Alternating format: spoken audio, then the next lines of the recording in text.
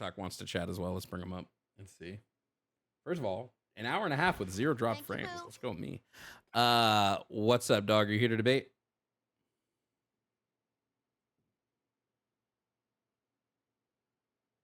Hello? Yeah, how you doing? Your name Jovan, bro? Can you hear me? Is this fucking J-Man again? Nah, this is not J Man, bro. Are you sure? You Can sound you hear me? very much like J-Man. Thank you, Boo.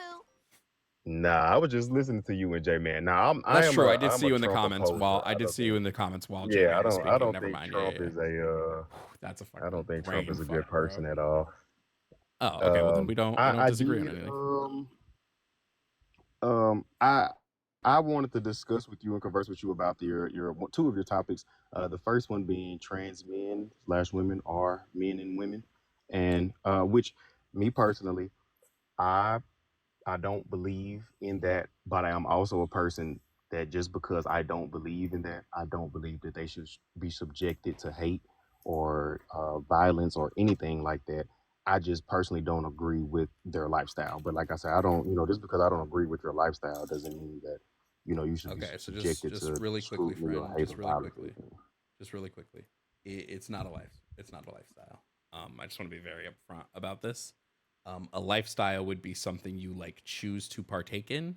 Being trans is Mhm. just who you are, right? So there's no lifestyle. You're not making an active choice to live your life any one way or another. You are just being you. So when we use the word lifestyle, what it does is it paints trans people as like making conscious choices of their gender. These things are subconscious. They don't ask to you. Nobody is going to ask to be like in the most hated group in the country right now. Well, I'd say second most maybe. Nobody's going to ask to be in that group, right? Nobody's going to. So I just don't like when we use the word lifestyle. Okay. Do you feel as if trans people, or do you feel as if it only stops with gender? Do I feel it only As stops with in, gender? I don't know what you mean by yes, that. as in like the choice you make. So, which I know this is a bad analogy, but if I were to say, well, hey, I don't want to be a black man anymore. At heart, I feel as if I'm a white man. Well, the difference Would would be that I still gender be? is an internal identity. Race is not. Race is a legal construct put upon people. There's no like biological reality to race, whereas gender has like a Mm, neurobiological component that exists in our brain. Race does mm, not, right? I'm not black because I feel black. I'm black because the law tells me that I'm black. And there are, and I okay, and okay. we can even look at some racial groups like right black people and white people in Europe who've been in like the same continent for a long time probably share similar DNA markers than like me, a black person in America, and that black person in Europe. Right, race Okay, is just okay. strictly a legal thing that's put upon us by like shared phenotype traits, whereas like I said, gender is a neurobiological concept. Okay. Like I said, I'm not like I said, just because I don't necessarily, may agree with what they feel or what they are. Like I said, I don't think anybody is subjected to hate or anything. I think, but the people that are subjected to that, I pray for them. Like I said, I don't think that's right for anybody. And Let my me second just one, I wanted to talk to. Well, hold on, because I do want to nail this down, right? Because you've said you don't really think that trans, like for instance, you don't think like that a trans woman is a woman, and you don't think that a trans man is a man, correct? Yeah, I don't believe it. No. Okay, let me ask you a question. Mhm. Do you know what necessary conditions are? No, I don't. Okay, so whenever we have category distinctions, so for instance, like let's say I have an apple, right? That is a category, like or you can even say fruit, or you can say vegetable, whatever it might be. When we have categories, there has to be something that's necessary within that category if we're gonna bar things from being in that category. So an easy example is like humans, right? In order to be human, you must possess human DNA. Like it's just sort of the thing. You must possess the DNA of a Homo sapien, and that's when we would consider you a human, right? If you possess the DNA of like a feline, we would say, well, you're not human, you're a cat because you have cat DNA, right? So when we're saying we have a category and that category is woman, right? What we're saying is there's something that exists that all women possess, that no trans women possess, and no men possess, and that in that this thing that all women possess, there would be zero exceptions to this. So you would never have a woman that does not possess this thing fit in the category. So my question to you is, for instance, you don't believe trans women are women. What is that necessary thing in order to be a woman? Me personally, I would tell you that male, if you are born with male genitalia, that that would be my physical distinction of saying that you cannot be a woman. So the only issue with this is male genitalia is created when the SRY gene expresses Hmm. itself on the Y chromosome, but sometime Hmm. that SRY gene expresses itself on the second X chromosome. So the problem is you are Okay. going to have people who are genetically fully female, except the SRY gene expressed itself on that second X chromosome, and they can develop male genitalia. They can even develop gonads, right? Oh, But okay. these Yeah. people are still female by nature, and you if you looked at these people, you would probably still consider them women, right? And put them in the category of women. So I just don't view genitalia. The other thing we can say is like what if you have no genitalia, right? There are people who possess, they may have penile agenesis or vaginal agenesis, which can express it. It's a condition that expresses itself through either zero genitalia or it can express itself through zero reproductive systems. So you might not even have a reproductive system at all. So like, where would Okay. these people fit? I wouldn't have the answer for that. I would tell those people specifically that you are a rare occurrence in nature, and hey, live your life and call yourself whatever makes you happy. And I feel that same way with trans people. Like I said, just because I don't necessarily believe in what you have going on doesn't mean that you don't have the right to live your life the way that you want to live it.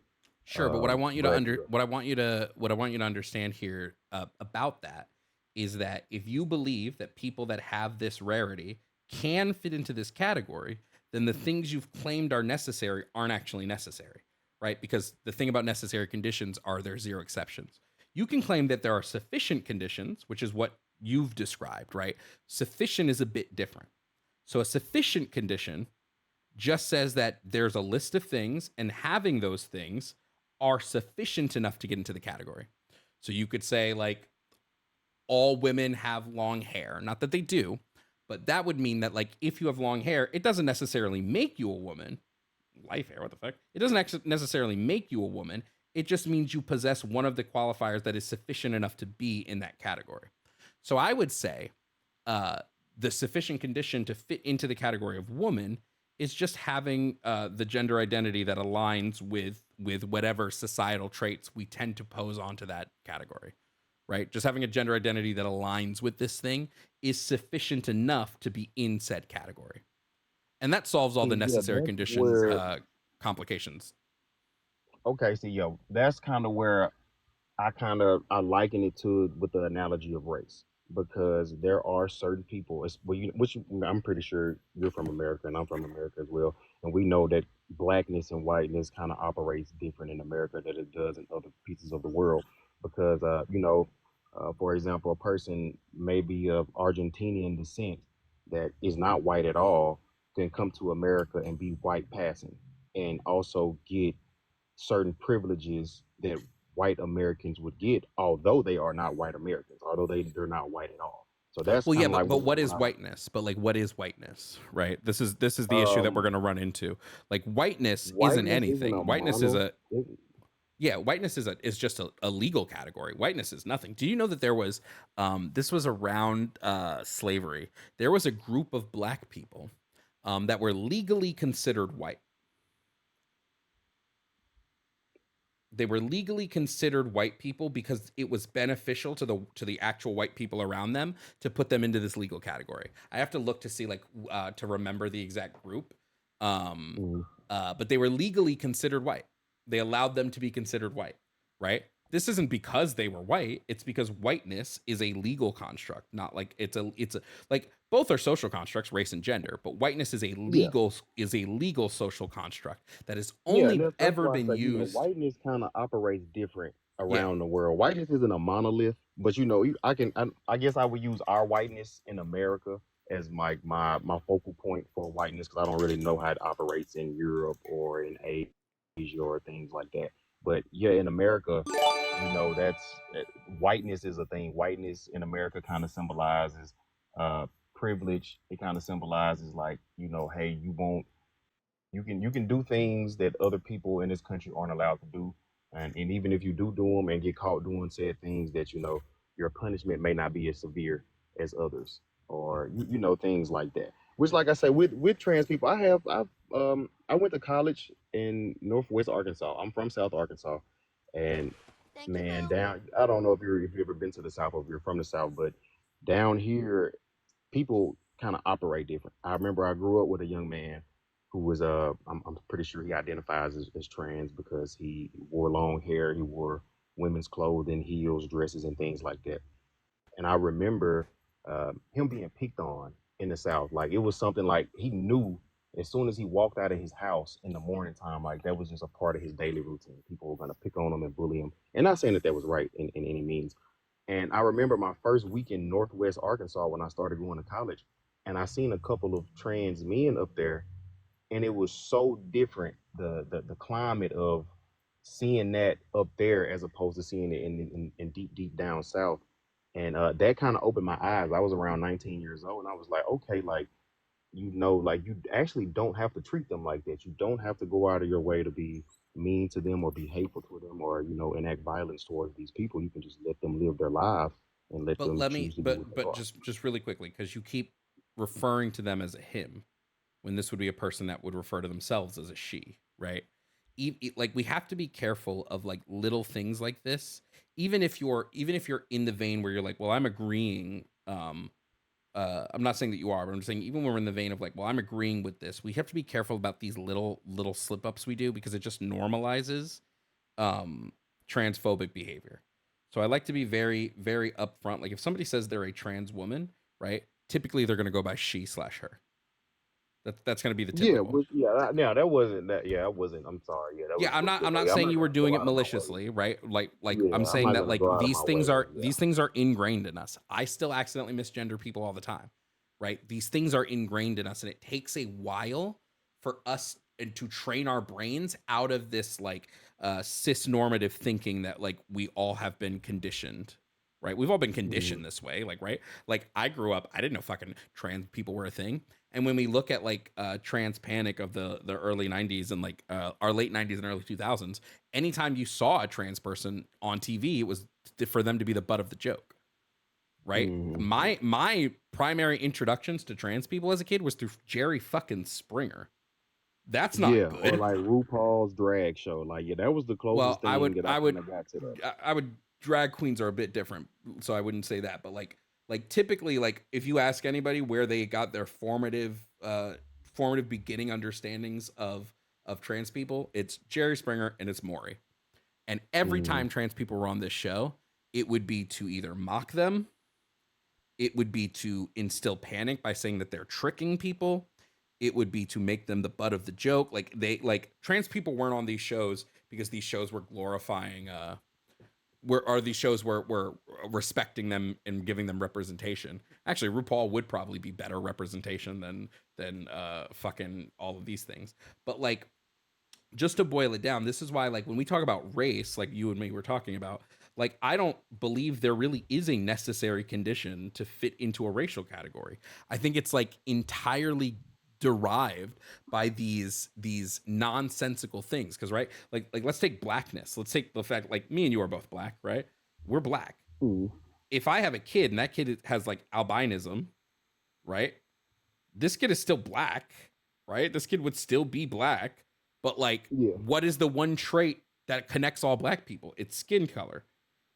That Mhm. is the one phenotypic trait that, like, above everything connects us. This person doesn't have this. but we'd still consider them black, especially in the US, where black has become this cultural mythos because we all had our cultures destroyed and stripped from us, right? So black has Mm, become this catch all to just mean anyone with skin darker than whatever we want to call it, or anybody with hair that's slightly curlier than whatever we want to say, right? And then like I said, you have people who, even though they are black or whatever, black or brown, right, because their skin can fit slightly closer to whiteness, they sometimes get benefits that others don't. This would be where we get into like colorism and things like that, right? Like there's a reason why they let the slaves who were slightly lighter complexion be in the house, right? There's a reason why the myth of like the mythical mulatto like permeated through the South, right? These are yeah. all. I understand that mulatto is a slur, so just be aware, people that don't use that word if you're white. Thanks. Um, so like I understand, like when we look at race, there's like race versus gender. Everything about race, like literally everything, was created with the sole purpose of subjugating black bodies. Like everything, the only reason race exists the way that it does is for subjugation.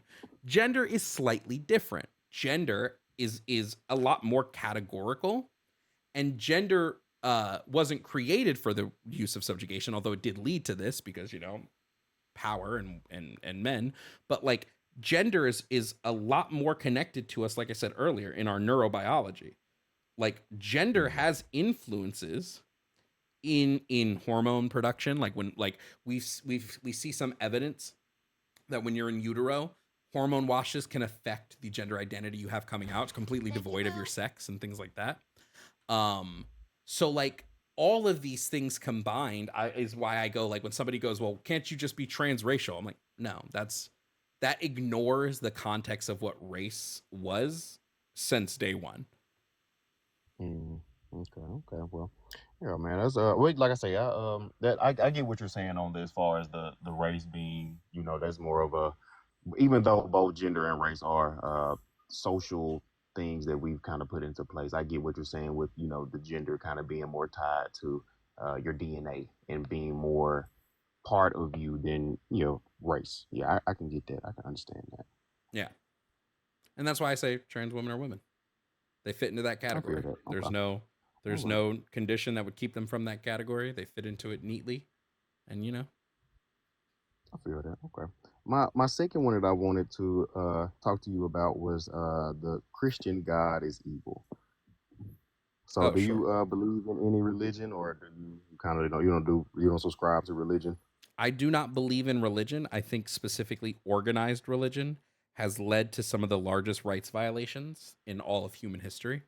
So I personally don't believe in religion. I think spirituality might be a different beast if I like think about it long enough, but I don't really have any Mm, claims on what could or could not be correct. I think there's okay. very clear there could be powers in the universe like beyond our comprehension, but I don't believe there is a God, and I don't believe we were fashioned from his image. And I think the Christian God specifically, if the Bible is true, like if everything written in the Bible is true events that happened, then the Christian God is one of the most evil beings to ever exist in the universe.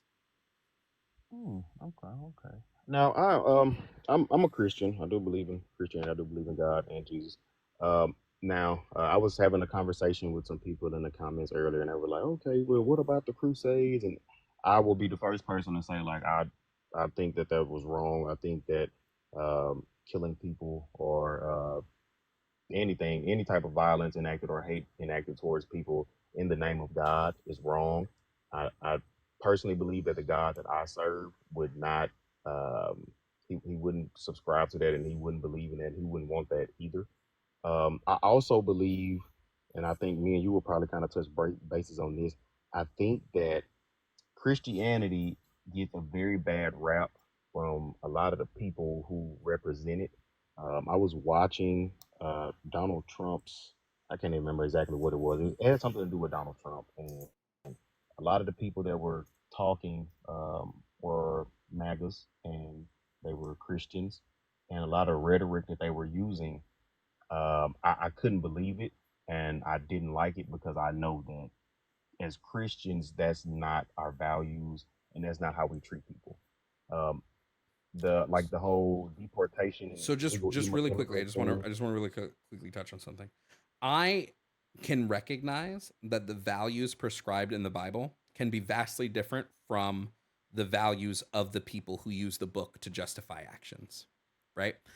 Yeah, that's I yeah. fully believe that that can be a thing, but I actually think most of the values, at least in the Old Testament, uh, are not good values. Oh, They're actually they pretty aren't. They bad. aren't, and that's why Um, God, but well, again, our I God don't think came God down is and died evil for us. because people do evil things with his word. I think God is evil because of the actions he takes within the Bible.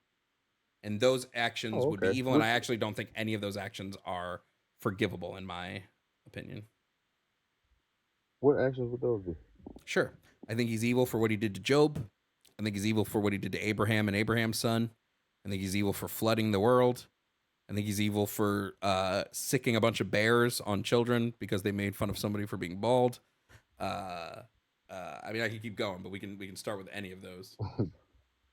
Okay, I feel that. I feel that. I mean, yeah, I can understand. I just like to. I'm not really much of a debater. I just, me personally, I love to just pick people's brains, pick people's minds, and just understand different perspectives and things like that. When I was a child, I remember my dad's a pastor actually, and I remember asking him like, "Hey man, like if aliens are real and we actually find sentient life in space and on other planets, like what would that do to your image of Well, God? What would that do to we your haven't found religion and sentient your life, but we belief?" have found life on other planets. Like we found bacteria. I think that Yeah, well, I personally alone. believe in aliens. I love. Listen, I think personally, Yeah, I if you want me to love it. tell I, you I how I love think God. all Christians should view God, I think they should take the Bible and chuck it because I don't think the Bible has anything relevant in it personally. But I think the view on God should be that God created the universe and then he fucked off. Thank you, Boo. He just pieced out. He said, "Bye, y'all have fun." If that's a God we're talking about, like he set everything in motion and then he bounced. I don't think that God is necessarily evil. I think he might be apathetic. But if we're saying that God is the God of the Christian Bible and that he's all knowing, all powerful, all seeing, all this, all that, and he's all good, no, a being like that can't be good. But I think if God just like created the universe and then let the Well, universe unfold as it does, I think that's a mm, different thing, right? That would well, explain why I aliens do could believe exist. that It God would explain is why the universe is so omnipotent. big, all that other stuff. Go ahead. I do believe that God is omnipotent and all knowing. I do believe that God is all good. But I also understand that God, when, like in the Bible, how they say that we're made out of God's image. And we also have emotions and we also feel things. I believe that God also does these things as well. I know a lot of people ask, like in the comments, they were saying, well, if I have free will and God knows all of my outcomes to this and that, how do I actually have free will? The omnipotence that I believe associates with God is I know you, I know who you are, I know what you're capable of.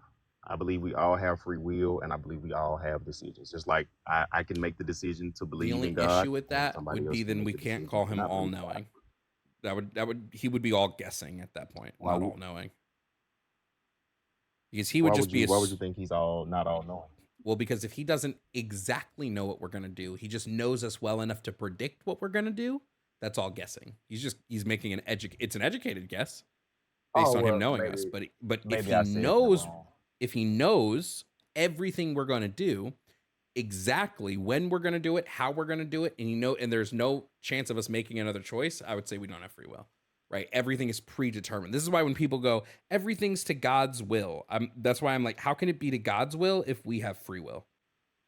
Because that would mean if we have free Now will, see, we yeah, can like go I against personally God's don't will. agree with that. Yeah. Yeah. Like if we have free Yeah, will, so then like I God's will personally can't don't believe exist. in that. But just really quick, Yeah, yeah, yeah. I wanna So just because we are running out of time, I wanna just I wanna bring some other people up. Because we're for the okay, most that's part just fine, man. It was having a great fine and civil conversation, but you know. Yeah, yeah, man. It was great conversing with you. I will definitely tune back in and hope to have more conversations with you, man. I hope you have a good night and appreciate the talk. All right, you have a good one.